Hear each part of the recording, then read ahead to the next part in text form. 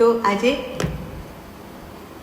अधिक मास के 15वें दिन की व्रत कथा।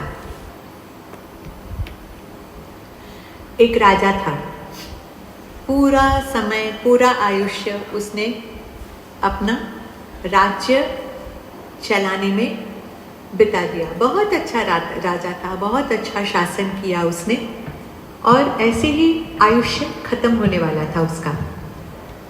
तो उसने अपनी रानी से कहा कि इतने साल हो गए, मैंने तो कभी भगवान का नाम ही नहीं लिया।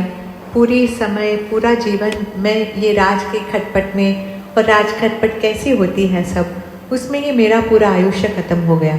तो अभी मेरा जितना भी आयुष्य बचा है, मुझे लगता है मुझे भगवान की सेवा करना, कुछ जप तप ध्यान मेडिटेशन, मुझे ऐसी इच्छा है। तो मैं चाहता हूँ कि अब मैं रिटायर हो जाऊँ। तो राजा ने तय किया कि वो वन में जाकर तप करेंगे।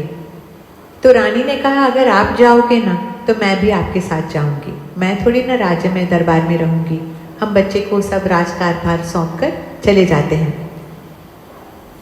जब राजा और रानी के बीच चर्चा चल रही थी, उतने में दरबार में एक ब्राह्मण आया।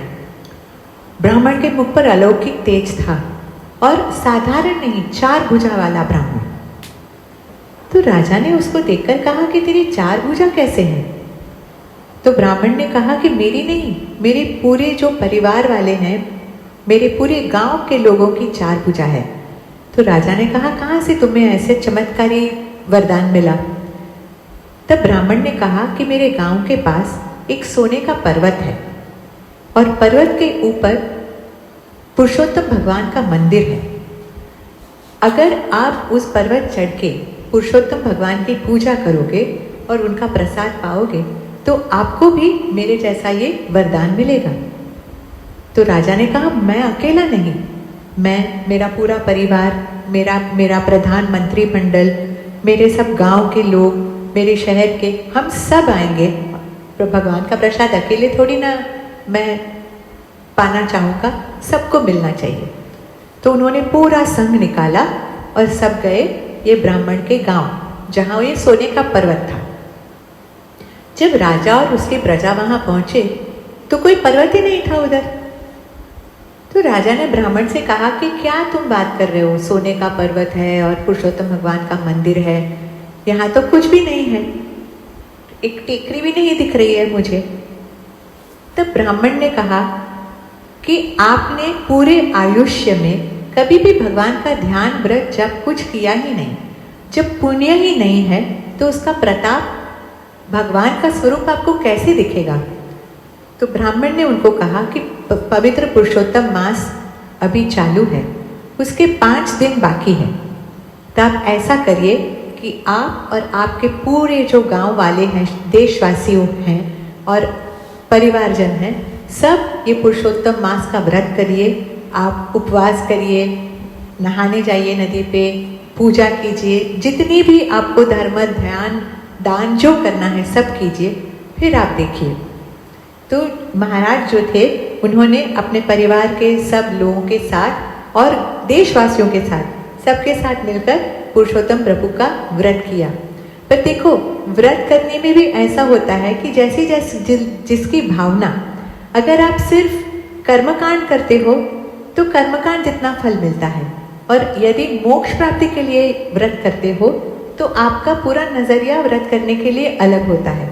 तो पुरुषोत्तम मास की पूर्णाहुति के दिन पूरे देश ने व्रत किया था, पर सिर्फ 5 लोगों को भगवान, उनके ऊपर कृपा उन्होंने बरसाई, और उनको वो सोने का पर्वत दिखा, जिनके ऊपर चढ़कर उन्होंने पुरुषोत्तम प्रभु की पूजा की, उनका प्रसाद पाया, और फल स्वरूप उनको भी 4 भुजा मिली। अब 4 भुजा का मतलब क्या? हमारे सब देवी देवताओं की 4 भुजा होती है। 4 हाथ, यानी आपके पास उतना ऐश्वर्य है, शक्ति है, बल है और सिद्धियां हैं। अपने लिए ज्ञान, जैसे सरस्वती देवी के हाथ 4 भुजा देखिए, रुंडमाला है, वेद है उनके एक हाथ में वीणा है, एक हाथ में वो वर प्रदान करती है।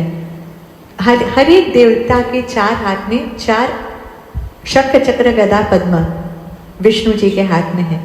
तो हर एक की जो 4 भुजा है, मतलब 2 भुजा वालों से अतिशय दुगनी शक्तियां, ऐश्वर्य, बल, बुद्धि और अच्छा करने की उनकी रुचि लोगों के लिए। तो अगर हम पवित्र पुरुषोत्तम मास का ये व्रत करते हैं और भगवान में आस्था रखते हैं और सच्चे मन से भगवान की प्रार्थना करते हैं, तो चाहे आप पशु हो, पंछी, हमने चिड़ियों की कहानी भी सुनी थी, आप पंछी हो या आप गरीब हो या बड़े अमीर हो, आप कोई भी स्तर के हो, भगवान कोई भेद नहीं करता। भगवान सबके ऊपर अपनी कृपा बरसाता है। बोलो श्री पुरुषोत्तम भगवान की जय। पुरुषोत्तम योग का पाठ करके आज का सत्संग पूरा करें।